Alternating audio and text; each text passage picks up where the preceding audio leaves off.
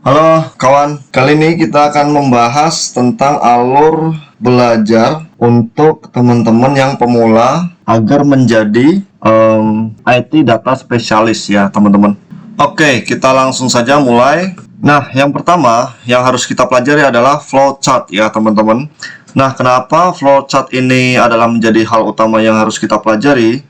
Untuk membuat alur proses data itu seperti mulai dari sumber datanya, kemudian prosesnya yang di dalamnya ada ekstrak, transform, dan segala macam hingga menghasilkan output ya teman-teman. Nah, kita langsung klik ada satu sumber yaitu dari Telkomsel.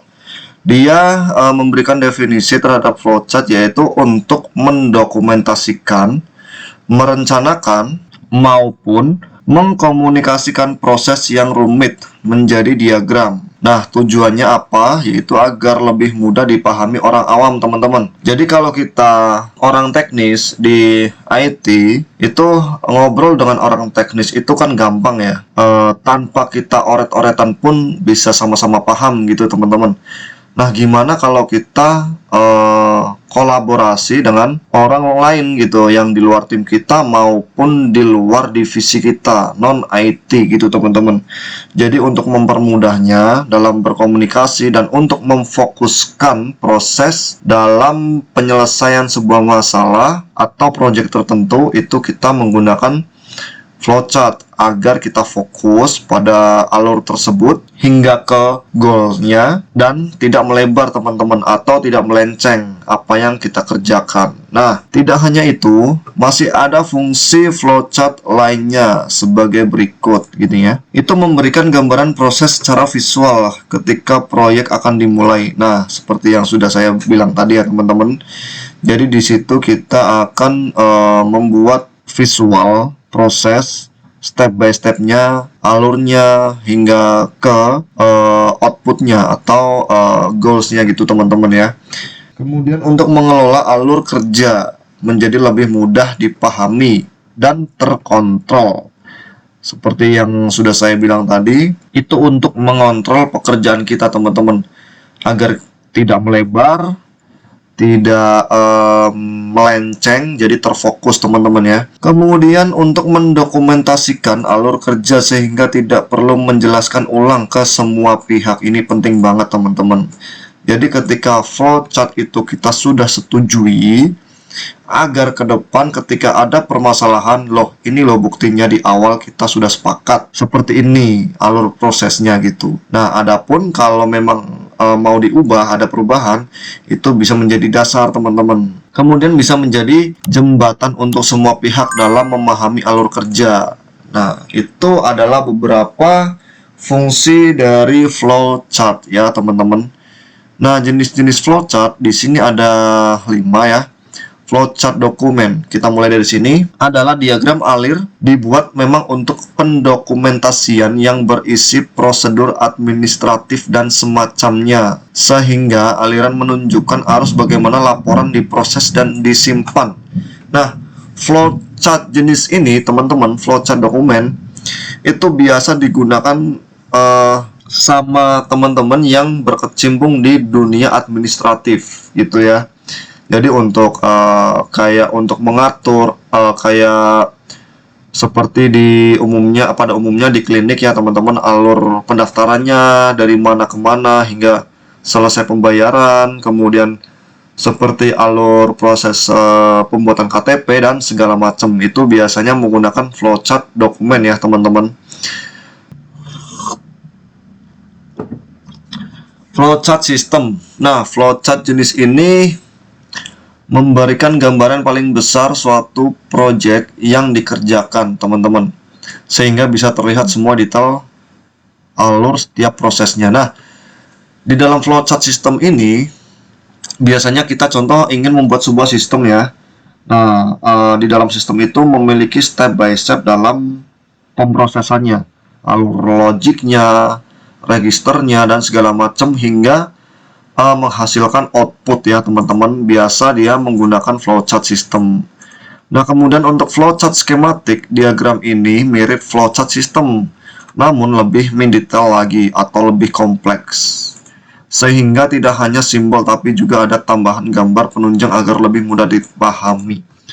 Nah, flowchart skematik ini dalam realnya yang pernah saya tangani, saya gunakan, itu dia biasanya melibatkan banyak individu teman-teman, atau banyak lebih dari di luar tim kita gitu ya, seperti mungkin tim pengembang ataupun mungkin tim dari divisi non IT teman-teman, di mana di dalamnya ketika kita orang IT membuat sebuah flowchart itu pada proses tertentu itu memiliki proses detail lagi dan membutuhkan beberapa gambar untuk menunjangnya gitu, seperti gambar infrastruktur ataupun gambar lainnya. Kemudian berikutnya adalah flowchart proses. Nah, di dalam flowchart proses ini dipakai untuk menggambarkan urutan langkah yang dibutuhkan agar proses dapat berjalan, teman-teman.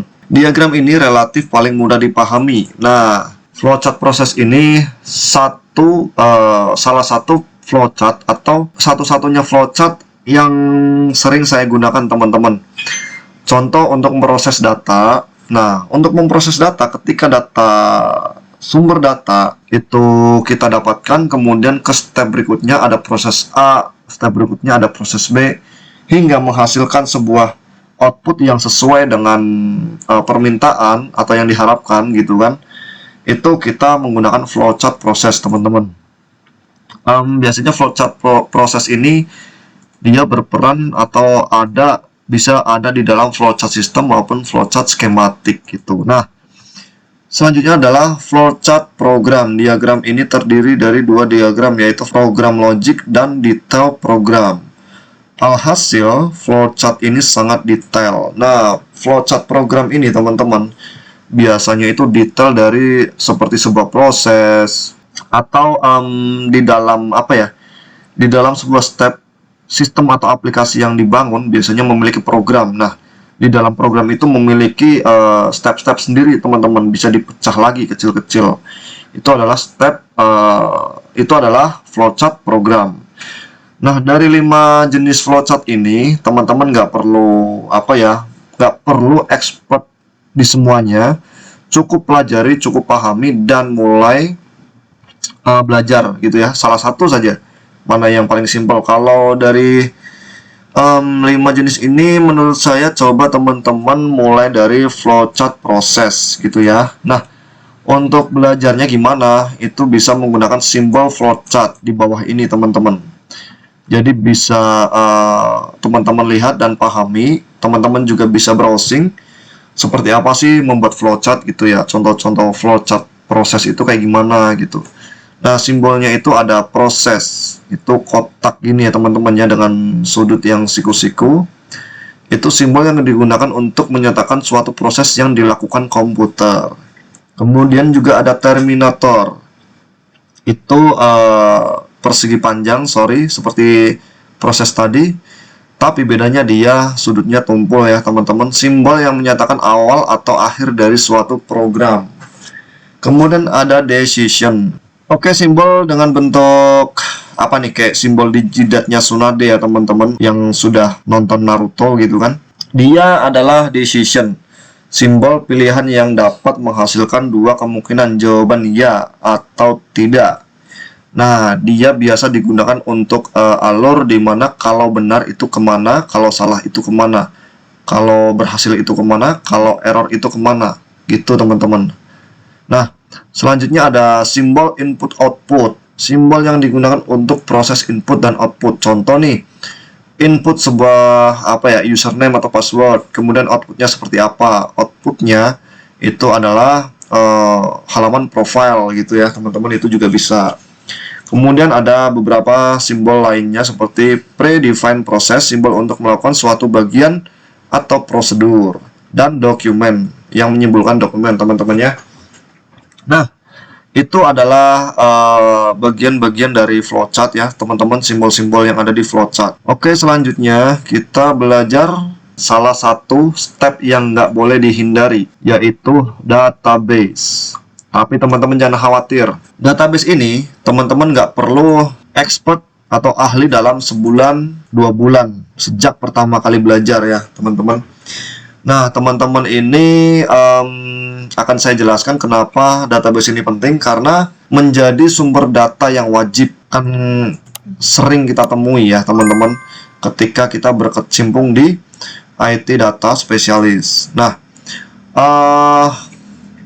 pada umumnya database ini sering banget kita gunakan adalah SQL Server, itu untuk RDBMS ya teman-teman, Relational Database Management System.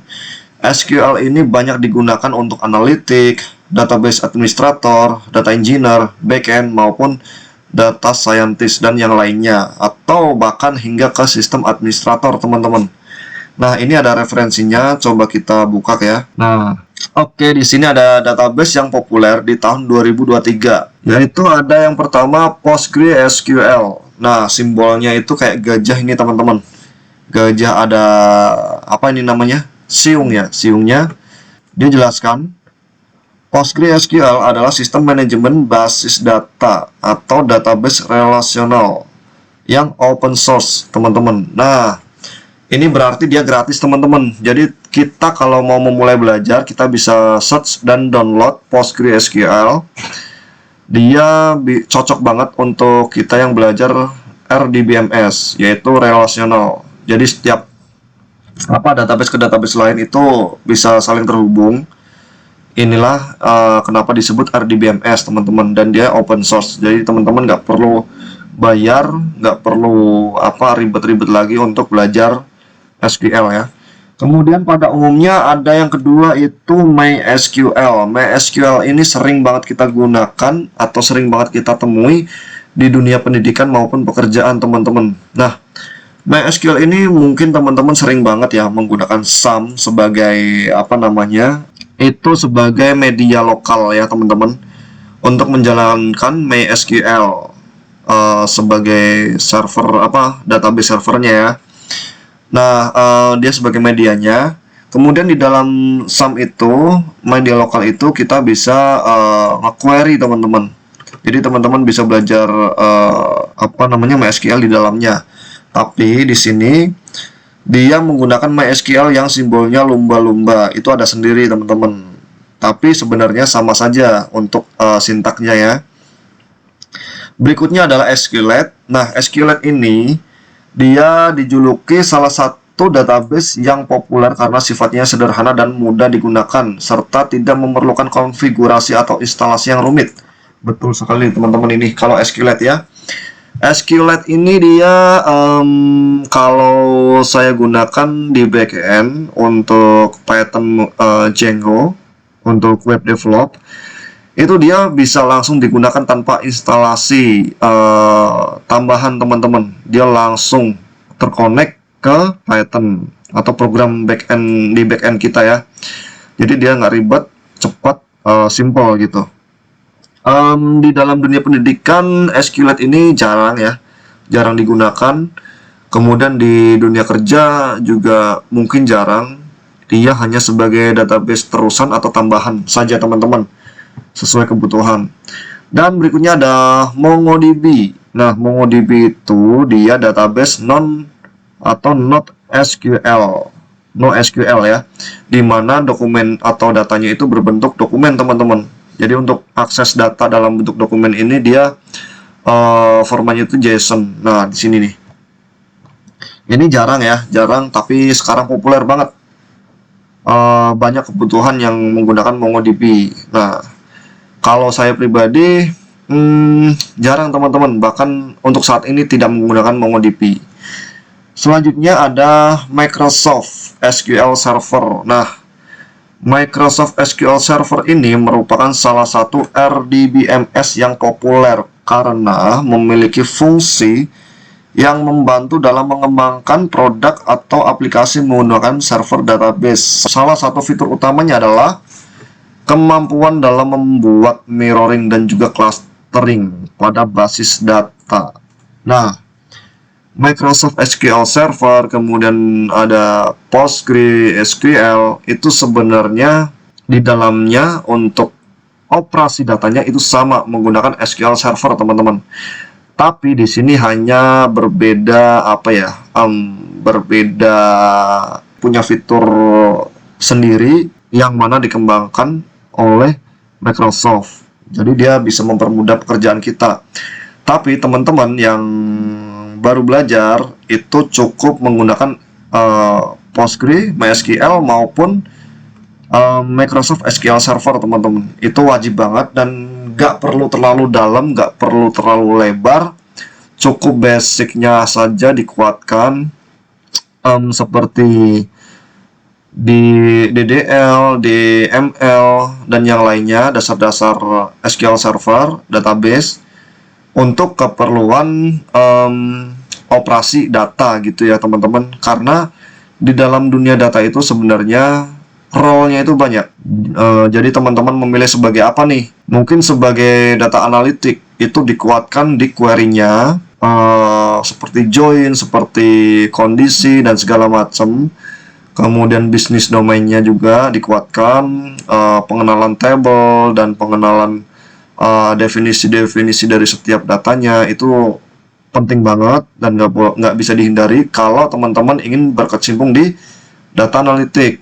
Berbeda dengan DBA atau database administrator. Teman-teman hanya memerlukan konfigurasi, manajemen, kemudian security, dan monitoring, maintenance, serta query-query yang mungkin basic hingga advance. Expert pun tidak sering digunakan ya, hanya ada pada case-case tertentu.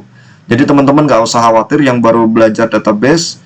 Itu menurut saya kalau teman-teman konsisten, seminggu cukup lah untuk belajar dan kuat di dasarnya. Itu sudah cukup untuk sebuah case ataupun project. Oke, selanjutnya kita bicara tentang Python, pengolahan data. Nah, momok Python ini di pikiran kita, di pikiran teman-teman, dia adalah bahasa program, di mana bahasa program itu sering apa ya? Sering terlihat horor ya, yang mana teman-teman baru mau belajar bahasa pemrograman gitu. Nah, sebenarnya Python ini itu mudah dipelajari teman-teman, dimana sintaksnya itu yang simple, kemudian untuk alurnya juga mudah, berbeda dengan bahasa lain seperti C++ maupun Java itu jelimet ya teman-teman. Python ini multifungsi ya teman-teman. Kita bisa menggunakannya untuk backend, image system, data processing, AI, chatbot, kemudian juga bisa mengembangkan aplikasi desktop juga teman-teman. Nah, jadi di sini kita bisa menggunakan Python untuk apa nih? Fokus ya di data spesialisasi ini. Apakah teman-teman ingin menggunakannya untuk analisa data, untuk data science, untuk data engineer, itu bisa banget karena dilincah dan library-nya mendukung banyak role atau pekerjaan ya. Kita coba cek ke referensinya. Nah, pengolahan data mining dengan menggunakan bahasa Python. Oke, kita langsung cek di sini Python seperti apa sih. Memiliki banyak libraries, teman-teman. Nah, library itu dia sebuah pustaka yang mana kita bisa memanggil untuk memfungsikannya, teman-teman, sehingga bisa menyederhanakan atau mempermudah pekerjaan kita. Kemudian Python ini memiliki komunitas yang besar. Nah, sebenarnya kalau kita mencari di sosial media seperti mungkin Facebook, YouTube, mungkin juga Telegram, hingga ke sosial media yang profesional ya seperti LinkedIn gitu kan, itu juga banyak. Dan terlebih untuk bootcampnya itu juga banyak banget yang memuat Python, teman-teman. Jadi seperti pengalaman saya ini, cerita saja ya, bukan berarti iklan, teman-teman. Jadi saya pernah menyisihkan uang untuk ikut bootcamp yang mungkin kalau kita melihat harga itu mahal, teman-teman. Oh, duit segini nih gede, sayang, mending kita nonton YouTube, mending kita browsing aja. Bisa kok ya, emang benar bisa teman-teman. Tapi apakah ketika ikut bootcamp itu hanya mengejar skill secara pribadi agar lebih untuk lebih tahu expert di case-case itu, enggak sih, tapi lebih tepatnya adalah relasi. Nah, di mana saat itu bootcampnya itu dibentuk sebuah tim, masing-masing tim itu terdiri dari 3 sampai 4 orang, dan setiap tim itu memiliki mentor, teman-teman. Nah, pada saat itu tim saya itu punya mentor yang mana dia bekerja di salah satu startup di Indonesia, yaitu Tokopedia ya. Nah, di situ saya lebih banyak sharing, menggali dari pengalaman beliau, teman-teman, dari pengalaman mentor saya, di mana ketika apa yang sudah saya pelajari dan saya present ke dia, sudah benar apa enggak sih, dan gimana kalau kayak gini tuh apa yang sudah saya bisa diterapkan di pekerjaan mentor saya itu sebenarnya kepake nggak sih? Kepake, teman-teman. Ada yang iya, ada yang enggak. Nah, di situ juga saya juga minta case tertentu dalam bentuk dummy ya, dalam bentuk menggunakan data palsu dan segala macam, di mana case-nya saya ingin mencoba menyelesaikannya gitu. Nah, dari komunitas ini, dari bootcamp tersebut, saya mendapatkan yang mana nilainya lebih dari cukup ya, teman-teman, lebih dari sekedar pelatihan saja. Itu saya puas banget gitu kan. Kemudian Python ini mendukung automation. Nah, di sini saya juga sudah menggunakannya. Dia bisa membuat sebuah otomasi pekerjaan kita, teman-teman. Entah itu seperti capture, pengiriman data, pengolahan data. Jadi kita nggak perlu handle lagi, hanya cukup monitoring. Bahkan monitoring pun kita bisa otomasi menggunakan Python agar mengirimkan notif ke handphone kita. Itu bisa banget. Itu biasa digunakan oleh sistem administrator ya. Kemudian Python ini juga sudah banyak tutorialnya, teman-teman bisa googling, searching, browsing maupun di YouTube. Selain itu juga teman-teman bisa bootcampnya di Indonesia juga sudah banyak, apalagi di video course, video learning gitu ya, sudah banyak banget tentang Python. Nah, itu tentang Python, teman-teman. Kemudian tentang visualisasi data. Nah, visualisasi data ini sangat penting. Bukan nilai plus, tapi step selanjutnya yang mana menuju ke step akhir untuk seorang IT data specialist. Nah, visualisasi data ini digunakan untuk menerjemahkan data ke dalam kesimpulan, teman-teman, yang berbentuk visual. Entah itu untuk kebutuhan riset, untuk mempermudah kita melihat sebuah kesimpulan, ataupun untuk mendukung laporan ya, teman-teman.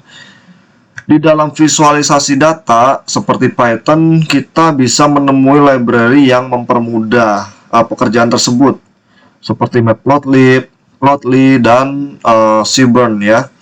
Kemudian ada beberapa tools untuk show sebuah kesimpulan atau data visual oleh yang mana akan kita tunjukkan kepada user atau stakeholder, teman-teman, atau atasan ya, atau mungkin orang awam yang mana di luar bagian atau bidang kita. Nah, kita cek saja langsung. Oke, di sini menurut AWS itu visualisasi data merupakan proses menggunakan elemen visual seperti diagram, grafik, atau peta untuk merepresentasikan data. Nah, seperti yang sudah saya bilang tadi, visualisasi data itu berfungsi untuk menerjemahkan data ke dalam sebuah visual untuk menjadi kesimpulan ya. Nah, kenapa visualisasi data itu penting? Bisnis modern biasanya memproses data bervolume besar dari berbagai sumber data seperti berikut. Nah, sumber datanya banyak nih, teman-teman. Kita ambil dari database A, kita ambil dari file Excel A, kemudian kita ambil dari aplikasi yang lainnya, kemudian kita jadikan satu, diproses sehingga menemukan sebuah kesimpulan dan kita sajikan ke visualisasi. Manfaatnya apa sih? Itu untuk membuat keputusan yang strategis. ya. Jadi tugas kita hanya menyajikan data, teman-teman, menyerahkan data ini kepada contoh ke atasan. Nah, atasan ingin membuat keputusan yang strategis berdasarkan data yang sudah kita sajikan ke dalam visualisasi data. Peningkatan layanan pelanggan, peningkatan keterlibatan karyawan, betul banget. Kemudian apa saja komponen visualisasi data? Itu ada cerita, data, dan visual. Cerita itu merepresentasikan tujuan di balik visualisasi data. Nah, ilmuwan data berkomunikasi dengan pemangku kepentingan mengenai hal yang ingin mereka capai dengan menganalisa data atau menganalisis data. Misalnya, mereka ingin mengukur indikator kinerja atau memprediksi jumlah penjualan. Jadi, teman-teman, di sini kita bisa bercerita tentang data. Seperti sumbernya dari mana saja, prosesnya seperti apa saja. Kemudian kita bisa show ke orang lain terkait analisa data tersebut. Kemudian data, komponen data ini, analisis data mengidentifikasi set data yang akan membantu mereka dalam menarasikan cerita data tersebut. Mereka akan memodifikasi format data yang ada, betul. Membersihkan data, menghapus pencilan, dan menjalankan analisis lebih jauh. Betul sekali. Di dalam data ini, komponen data itu banyak banget, teman-teman. Ada banyak prosesnya, ada clean, standardize, kemudian penghapusan dan segala macam gitu ya. Dan itu tentu kita harus koordinasi dengan pemangku atau pemilik data.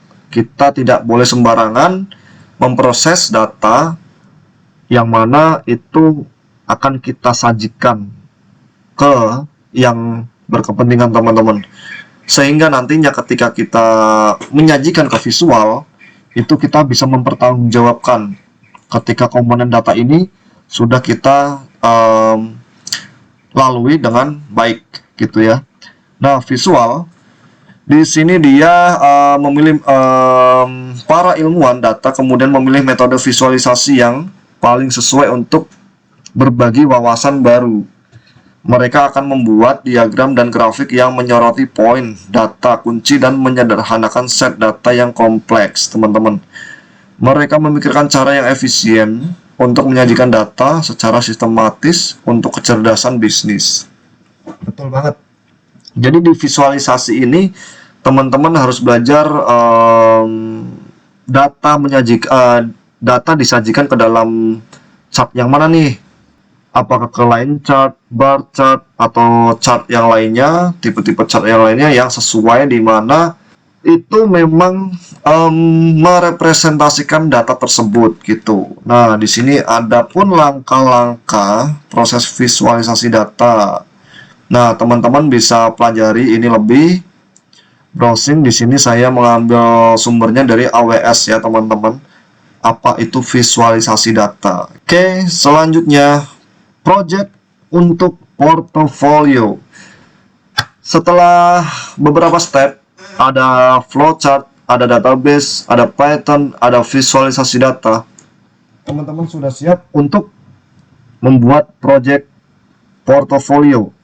Jadi teman-teman harus gabungkan semuanya mulai dari flowchart. Contoh nih, teman-teman punya sebuah ide atau case untuk analisa data penjualan. Teman-teman buat dulu flowchartnya, flowchart prosesnya seperti apa gitu ya. Kemudian teman-teman buat juga database-nya sebagai data sumber maupun data destinasinya ya. Nah, setelah itu proses data tersebut menggunakan Python, teman-teman, untuk research ataupun untuk visual. Nah, di visualisasi data ini teman-teman bisa menyajikan menggunakan Matplotlib yang mungkin di screenshot atau mungkin juga disajikan ke dalam Tableau maupun Power BI ya, teman-teman. Itu teman-teman bisa yang gratis sudah tentu Matplotlib, Plotly, Seaborn gitu ya, yang bawaan dari Python. Namun teman-teman kalau memang mau mencoba untuk trial, ada seperti Tableau dan Power BI. Setelah itu kita harus kemana? Tentu saja apply job. Nah, di sini teman-teman sudah pasti harusnya pede dan berani untuk apply job terkait IT data specialist. Jadi teman-teman bisa apply di Jobstreet, Glints, ataupun LinkedIn dan yang lainnya.